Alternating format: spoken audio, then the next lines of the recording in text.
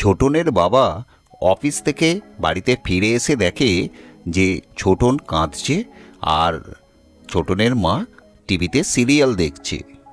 তখন তার বাবা ছোটনকে জিজ্ঞাসা করলো, হোমওয়ার্ক হয়নি বলে ম্যাডাম বকেছিল নাকি? ছোটন বলল, হ্যাঁ বাবা, কালকে না করলে তোমাকে সঙ্গে নিয়ে যেতে বলেছে। ওমা তাই?